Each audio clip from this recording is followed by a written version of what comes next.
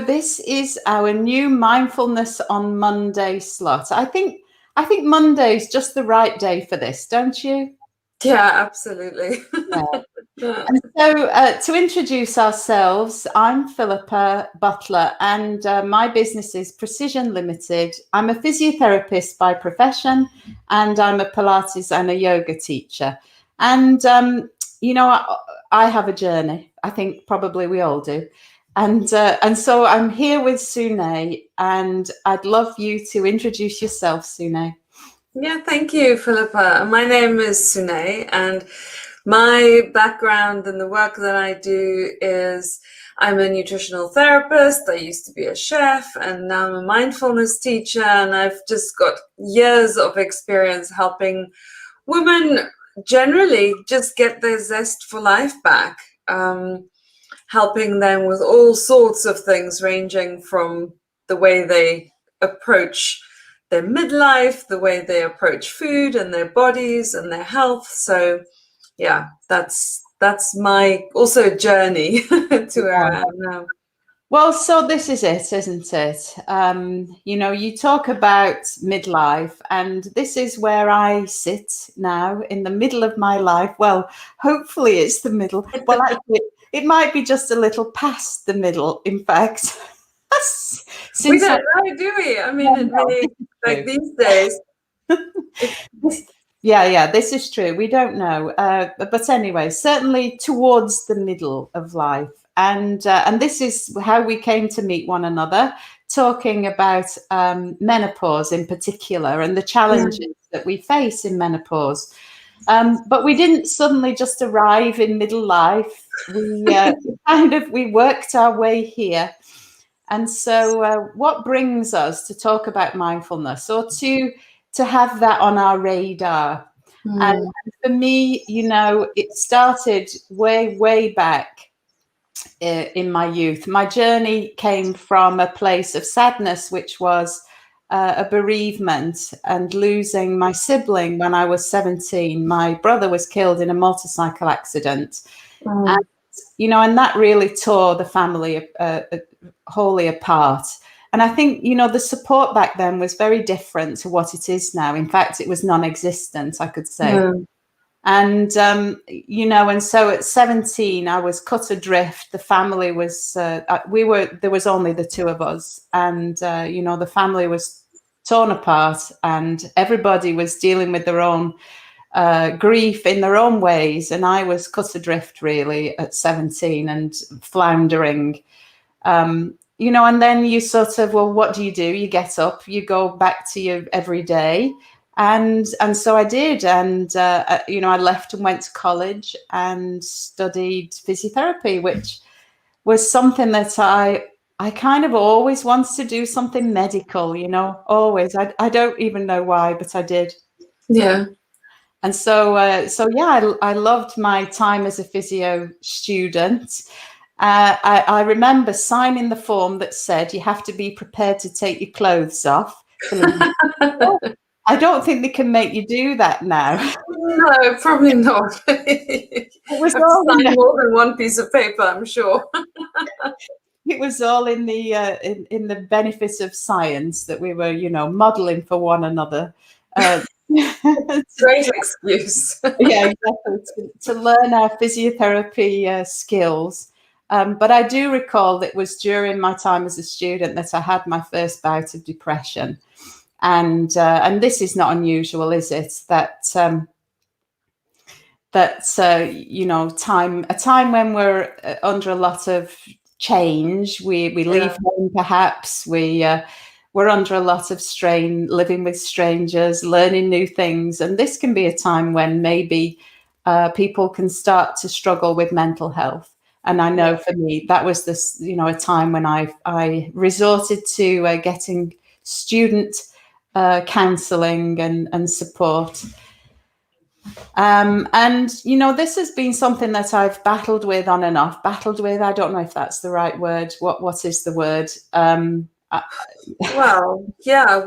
How else do you? It is a bit of a battle, isn't it? Yeah. So having children was a time. I think hormonal fluctuation really can play into this.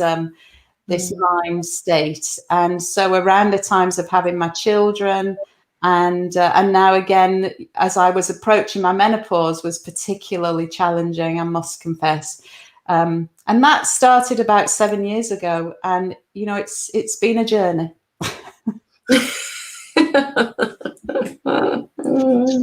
So that was the abridged version. The abridged version. I like it. Yeah, and is that when you discovered doing mindfulness as well more as your menopause journey started, or how does that fit in with your journey? Yeah, so definitely around the time of the onset of perimenopause was when I began to dabble in yoga again. Something that I'd done in my youth, but younger days, but then I came back to it. And it was just a set of coincidences, really. A friend was teaching and she said, "Oh, why don't you come along to me and do some yoga with me?" And so I did. And really, this was my kind of opportunity to dive into more mindful states. And so it is very much in the context of yoga. And so when you look at it, there are so many parallels actually between this, the yoga teachings, I mean, these are ancient texts, where they talk about the kinds of values of, non-violence, non-judgment, non-striving, and this is in with the bricks. It's been there since yoga, forever. And so this was definitely this is my introduction. It's my iteration of mindfulness, and so it is probably maybe different to your experience. And is that when you started teaching yoga as well? Well, no. So I obviously you have to practice to become to get to a place where you think that teaching is something for you. And for a long time, yoga was my refuge. It was my thing that I did for myself, because teaching Pilates is the job that I have. And so it became the case that Pilates was a bit of a busman's holiday. And I was, do Pilates. What does that mean? Busman's holiday. I don't know what that means. I forget. It's quite funny, actually. So my references may be lost on people who are not native to the northwest of England. Yeah, no, I've never heard that. Busman's holiday just means like... what does it mean? It means something that's not really relaxing. So like if you were a coach driver, would you want to go on a coach holiday? Oh, I see. Okay, yeah. So you won't do your job as a... So that's it. Busman's holiday. It loses its appeal. So it was doing something different, was what it was. And so then it just has grown from there, that I grew to love it so much that I felt I wanted to share it with people. Okay. Yeah. Amazing. And now you're incorporating all of that. Yeah. Well, that is my hope. And of course, the breadth of wholeness, of wellness in its broadest context, that this mind-body connection is so powerful and so real. And also through my physiotherapy practice, I've worked with clients who have chronic pain, and chronic pain is something that has a huge contribution from the central nervous system. And so we start to appreciate the power that the brain, the central nervous system, has over the whole of our state of being, physical, emotional, mental, every bit of us. And so, it would be remiss of me not to acknowledge that and to learn as much as I possibly can. And so, I am learning. and I know that you're learning too. Yeah, I am, but I just want to, I'm so interested in what you're saying, because I think it's so, like, I guess as I'm getting older as well, like, you know, like learning or if I went to you I went to you for yoga classes or for Pilates or something, you know, knowing that you're a physio as well, and knowing that you really understand the body and how it works. And I think having that in-depth understanding makes it so rich to work with someone or to teach people that, yeah, and it's these different layers, isn't it? It's not just the physical, but it's also, yeah, the mind state, but then also the feedback loops and being connected to that. And I think it's offering such a rich, the word service comes to mind, but it's more than a service. It's such a great thing that you can help people with, isn't it? And understanding pain, understanding their bodies, understanding the workings of it, relating to it differently, and yeah, which is so powerful. Well, I mean, I'm appreciating you saying that. I think I agree, undoubtedly, that you know, the more breadth we can bring to our offering, whatever it is, Yeah, and the more we can reach people where they are, you know, because we're all in different places, and you know, there are as many manifestations as there are people. And you know, it does help to have that understanding, but equally, it's really, how do we tap into this psychological, physical connection and engage? And service is where I see myself. You know, I've served my whole career, and I enjoy that part of it. You know, I'm very happy to be of help, and if it's not me that helps, then, you know, for us to come together to help people as well. And that's really how we met, wasn't it? That, you know, we are trying to learn about what each of us do, and we're trying to learn about how it's not one person, it's not one thing that's going to work for everyone, and that I really do like a sort of cohesive, comprehensive plan of attack. So yeah, and I think the more people you have in your network, the more, I mean, I love referring people on, and I'm the first one to say I can't help you. Like, I can do a lot of things, but you need someone else, or someone who does the same as I but do it very differently, who needs a very different type of approach.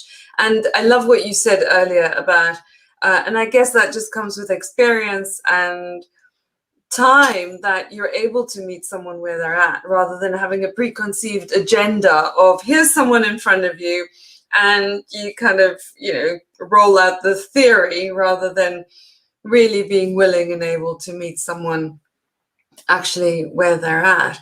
And yeah, this exploration of us both being interested in this journey of us as women that we're going through, and this change, and what does it actually mean. And I think for me, because I'm a little bit younger, but being, you know, in perimenopause now, but also knowing it, just because I'm willing to do the work to kind of find out what it is that's going on with me. Do you know what I mean?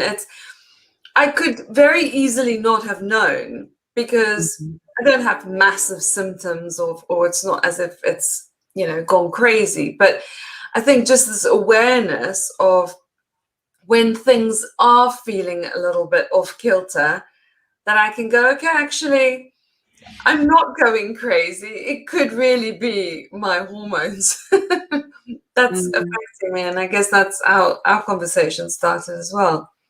Yes, that's right. And you know, and this is the key, that the prevention is better than cure.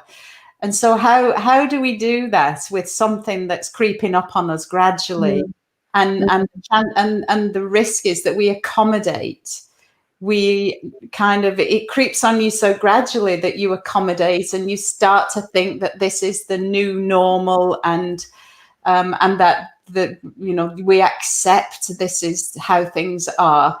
When and that's the danger if we're not in touch with what's going on with inside and outside of us, and actually you are ahead of me. You like you say you're younger than me, but you're ahead of me, because I was very busy trying to avoid everything that was going on, and so this is one of my strategies that I've utilized throughout my life, is avoidance. And it is a very human natural thing to do. Yeah. And I see so many people do it in the context of my physiotherapy work. But avoidance is not really a solution, is it? No, but it always feels like the easy way out, right? Because if I just avoid it, then it'll go away, or it's not as bad. So, and I'm very much like, especially with things like technology, I'm like, switch it on and off, and hopefully it will sort itself out. And I think it's easy to have that approach with our health and well-being, is just ignore it and tomorrow it will be better, until it's not. And unfortunately, with so much of what we do, and I'm sure you see that every day, is that it's almost like we tend to things when it's sometimes almost a little bit too late, and then it's a more expensive cost than on all levels when we tend to leave it a bit late. So I think it's a very big question, is how do we encourage people to care for themselves when it's not pressing yet? It's a bit like educating people on type 2 diabetes when they don't have type 2 diabetes yet. I mean, why would you care about that until it's actually happened to you? Unless it's in your family, or you see other people suffering, or you've got more of a conviction of why you want to actually make these changes. And I think, like, for both of us, what you've just mentioned, and I think for me as well, is like, it's such an experiential thing. It's something that you have to really feel it from the inside. It's not a cognitive exercise. It's the same with doing exercise. You only know the benefits of it once you start doing it, and then stopping. Yeah, that's right. It's you're right. I mean, sometimes it does feel like it's all in your mind. However, when stress and anxiety is off the scale, menopause bringing these cognitive challenges. I talked about feeling like I wasn't safe to drive because I couldn't concentrate, and kept having sort of incidents where I was nearly going the wrong way to work, say, for instance, was a simple one, or actually getting involved in traffic incidents was so that was when I really felt that I couldn't ignore it anymore. And so that it is, like you say, prevention. How do we come to that place? Breast screening programs exist for a reason, and we're all going to get screened. It's not like menopause isn't going to happen to every woman, because it is. So, and the question is only when. Yeah. So I think, unlike lots of other things that may not happen to us as women, then this is definitely going to happen to us. And so being forewarned, it's another one of my sayings, is forewarned. And so be prepared, because it is coming. And actually taking the measures to manage the situation before it gets out of hand, or before it gets to a crisis point. And so for me, like I said to you, yoga was my salvation for a lot of the symptoms that I was struggling with. Me personally, yoga was something that really helped me a lot. And so mindfulness being that big part of the journey within. And so to benefit from these kinds of strategies, we can reduce levels of anxiety and stress. And that was something that for me was huge when I was in perimenopause, like I'd never had in my life before. And it wasn't even that there was anything for me to be worried about. It was just everything. I was so up there, riding so high with stress, and that it would just tip me into this state and racing thoughts, kind of your mind just feeling like it's so out of control. And so that was when those techniques really came into their own. Oh, and sleeplessness. Oh, my insomnia. And so it was actually when I was doing Kundalini yoga that I found that was just awesome for my insomnia. Whatever it was, the breath work. If you've ever tried Kundalini yoga, it's quite different. Have you tried it? Yes, I've tried most of the different. Yeah, absolutely. And there's so much. I don't know about Kundalini, but just the breath and just the vagus nerve and calming down the sympathetic nervous system and switching on the parasympathetic nervous system, just from changing the breath, how effective that can be. Yeah, exactly. Yeah, and I think also, because this happened to me the other day, which doesn't happen very often, but I woke up at 3:00 in the morning and tried every technique I had in my toolbox, and in the end I thought, why? Okay, it's not happening every day, so that's a different story. But why fight it? Why not? Why not actually get up? And I wrote pages and pages and pages in my journal. It was just like the clearest thinking. I was feeling so awake. I thought, this is actually quite nice. I can get a lot done in this time, especially it's so quiet. It felt quite spacious. Felt quite, it's quiet. No one is awake. It's 3:00 in the morning. And just actually being with that experience of being awake and actually feeling like it was, a really nice time, but it doesn't happen every day. And I didn't have to get up to go to work the next day. So that's a very different thing. But what I'm trying to say is that just rather than fighting it, just being with it and then seeing where else in the day I could make up for that sleep or, have a 20-minute nap and see how that feels and knowing that the next night would be different. So I guess it's just this changing relationship with whatever is happening rather than trying to push it away, trying to ignore it, trying to make it go away by fighting against it. And using these skills of embracing and accepting, which is a very big thing, but just trying to be with it rather than trying to push it away so much. I think that's right. Insomnia is something I've struggled with since I was 17, and wow, it was only. I know. I love my sleep so much. That's my biggest fear is having insomnia. Oh well, don't be afraid. It's been a feature through my whole life, and so in perimenopause, it was particularly bad. And so there was a time where, I'd look at the clock. Oh, it's only 1:00. Oh, it's only 3:00. Yeah. And so I would now, if I do disturb, I don't look at the clock. I'm not interested to know what time it is to wind myself up, because I'd be there going, oh, I've only got so many hours to get up, So I'm going to wind myself up with that. And I found, and it was fascinating actually, that I discovered that I was actually tensing up my neck muscles. Oh, wow. And I didn't even know that I was doing this. And so what I do now, if I wake in the night, is I take my focus to my neck, because this is for me, and this is not for everyone, but this is for me.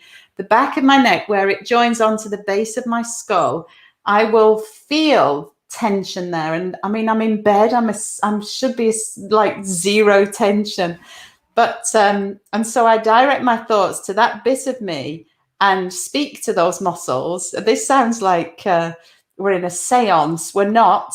It's just me sending messages to my muscles, which is to chill out and switch off and relax, because they're not needed right now.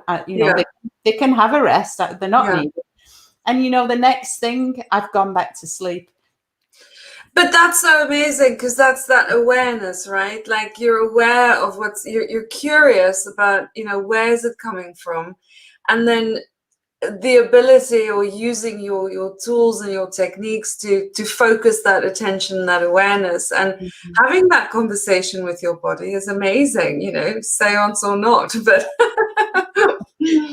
but I think that's so crucial, is that that awareness and the curiosity and directing the attention there. So, what brought you to this place then? Of being interested in mindfulness? Wow. So like I said, always interested in well-being, and my parents have always been very, very fit, very athletic, very health conscious, but not in an annoying way. It was just the way they were. My dad was just a marathon runner, so that was just always part of what we did. So I've always been interested in physical health and well-being. And long story short, I think for me, the crux became more visible when my daughter was, born, and when she was quite little, where I think it accentuated a part of me that I realized I didn't like very much. Yeah. And as she got older and I got older, I had her when I was in my very late 30s. So, and couldn't fall pregnant again. And I think part of the reason was that I was,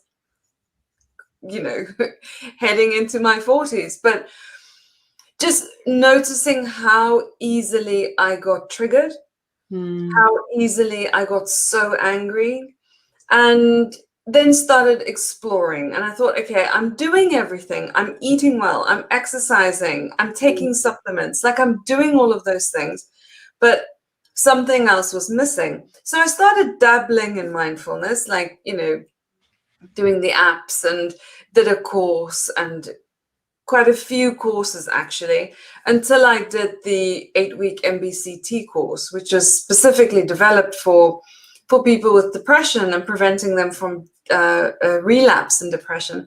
And it's only when I did that I realized that I have actually had this I didn't think I was depressed, but I have been functioning on a lower mood state for a very long part of my life. And it was just like, oh my God, yes. Like, negative thinking, ruminative thoughts, low self-esteem, just like being so in my head for many, many, many years. So it was this also journey of self-discovery and exploration, and wanted to be a nicer person, because I used to get so irritated and so quick, and stress, really not very good with stress. I mean, I worked in very, very high intensity kitchens in London for many years, and loved that adrenaline, but also really noticed how I actually couldn't cope with that kind of stress and pressure. And and then we were living in London for many, many years, and at some stage it felt like my nervous system was open.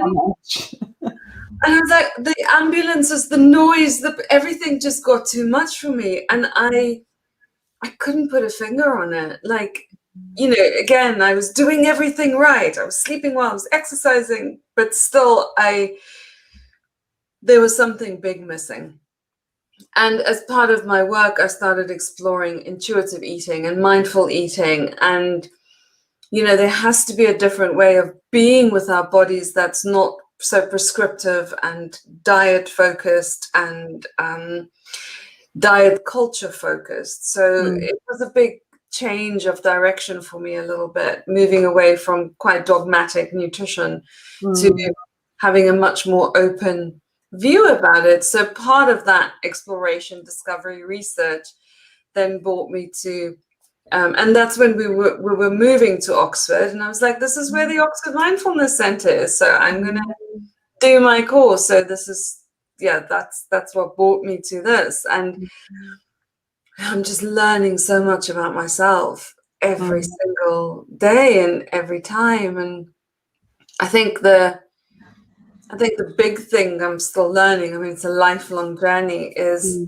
that you start discovering through your mindfulness practice your own habits in life, the striving, the pushing, the forcing, the wanting things to be different to what it is, kind of making life hard for ourselves sometimes, for me, definitely. So yes, it's something I work with my clients with, but for me, it's been a massive change in everything I do, really. I think that's true. That we take this journey ourselves. I wouldn't ask anybody to do anything I hadn't done. I hadn't tried at the very least. And I suppose we very much like you, when the children were younger and pushing your buttons, you didn't know you had buttons until they came and start pushing the buttons, And actually, we lived in America when my son was 5, and he was, well, I say was, he still is. He's a challenging individual, and there was an incident at school, and I won't go into the details of it. But when you go to pick up the child at the end of the day, and everybody's smiling, and the teacher said, "Mrs. Harris," which is my married name, obviously. Yeah. But could we have a word, please? And you're like, oh no. Oh, no. So anyway, turns out he was unacceptable behaviour, one way and another. and actually, they recommended that we saw a counsellor with him, to a child counsellor. Now knowing what I know, living in America, this was very normal. For them, this is very normal, and lots of us joke about the therapy culture in America. But actually, we went along for family, counselling because they can't go without you at that point. Yeah.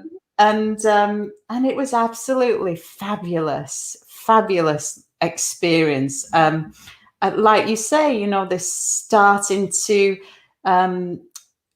realize the things that you do without realizing, the things that you say without thinking it through. And it comes, it was a very much a family approach, and a really very supportive. And in the end, we attended group sessions and got so much out of it. Setting your goals, family, have a family meeting once a week and talk about your anything that's gone wrong that week, anything like a board meeting, anything that, what did we do well this week, and always this focus on the positive. And so, my childhood experiences, like yours, my parents were both athletes, and my dad ran marathons, and my mum was a very good runner, and we all used to do the whole running thing. Whether we liked it or not is what I'm going to say there. So we all did this whole running thing, and there was a lot of rhetoric, stuff that we wouldn't say now, things that you wouldn't do now, as a parent. And there was some of that stuff that you think on reflection maybe wasn't the ideal kind of stuff to be experiencing anyway. Yeah. And so, you know, we relive our influences. This is what we do. And so it was fabulous to just shine a mirror, shine a light on. Yeah. And I think having, you know, I think we underestimate how much we need support and how we need help. And, you know, and it doesn't make us weak, and it doesn't make you, just putting your hand up and saying, you know, can I have, I want someone to listen to me, or I just want that space. I mean, so many women I speak to, it's just, I want space, I want time to think, and I want time. Yeah. And, you know, how do we create that for ourselves? And because we are so stuck in our heads, aren't we? And if you're trying to figure it all out on your own, it just gets a bit much. And then the onslaught of everything else, hormones, life, pandemics. Yeah, pandemic. Crises, everything else.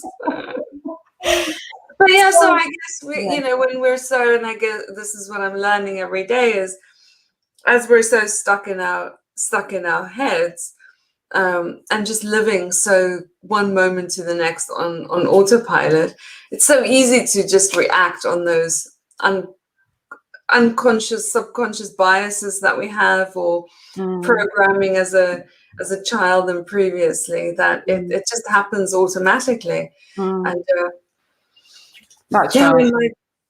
when my daughter was little, I just wanted everything to be right. I wanted to be, you know, the good nutritionist with this healthiest child on the planet, until she decided that this is not working for her.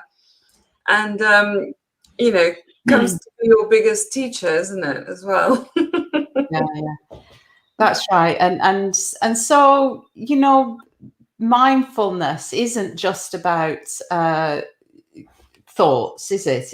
It's about sensations. It's about appreciating nature. It's about being in the moment. You know, because you did say about being too much in your head, and I think we can be too much in our own heads if we're always just inward focused.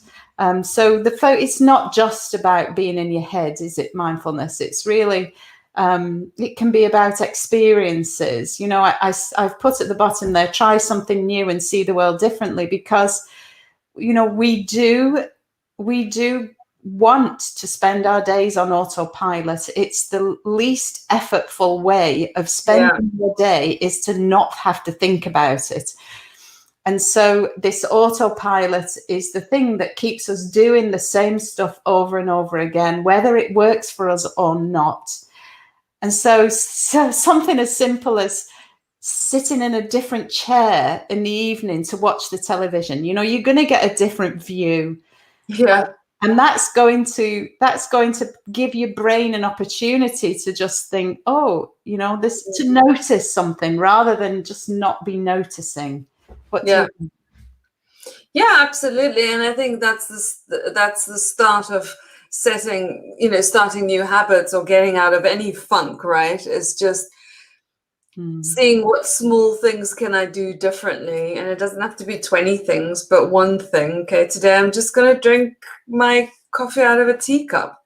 I don't know, just mix it up. Or, I mean, I've gotten so used to taking the same route every day for my exercise. And like, I'm so bored of it. So sometimes I decide to just drive into Oxford and walk there, rather than just being around my local area. But yeah, I think there's so much. For me, mindfulness is a way of showing up in the world, showing up in my life, being awake in my life. Like just, you can't do it all the time, but just that awareness of how am I feeling, what is my reaction to things, you know, listening out for what the feedback from my body is, so that I can act on that in a nice way, and just paying attention and being awake, I think. And to the little things, to the small things. I think it's always good to watch a child or an animal, and then you can really see what it is like to be in the present moment, because they just really are just being. But I mean, we wouldn't be where we are as a species if we were just contemplating all day. No, that's right. So, like all things, there is a balance to be struck. And it, as you said quite rightly, it doesn't have to take your whole of your day to do it. It's a brief moment in time when we might check in with ourselves. But for it to be something that we maybe do regularly, to have this opportunity to check in and see how we're feeling on that particular day at that particular moment. I mean, I thoroughly enjoy our conversation, and I think we are going to arrange to do this again, and we're going to cover some topics in a bit more detail moving forward. Yeah, is that? Yeah, absolutely. This is amazing. I'm loving this. This is we get to speak about stuff that we do and that what we love, and yeah, absolutely. That's wonderful. Okay, well, thank you for making the time today. I know you're busy, and thank you to everyone who commented. We just got a few, thumbs up from some of the ladies out there. So thank you. Brilliant. Yeah, thank you. It's always nice to know you're not on your own. Yeah, exactly. Well, I mean, we're here chatting away. It's like so, loose women, or what are they called? Loose women. And I learned something about the postman going on holiday, or what is it? Busman. The busman's holiday. The busman's holiday. I'll have to think of some South African sayings to share with you next time. Yes, please. Yes, please. All right. Well, listen, take care. Phillipa, thank you. Have a great rest of your day. And you. I'll speak to you next week. Bye. Bye.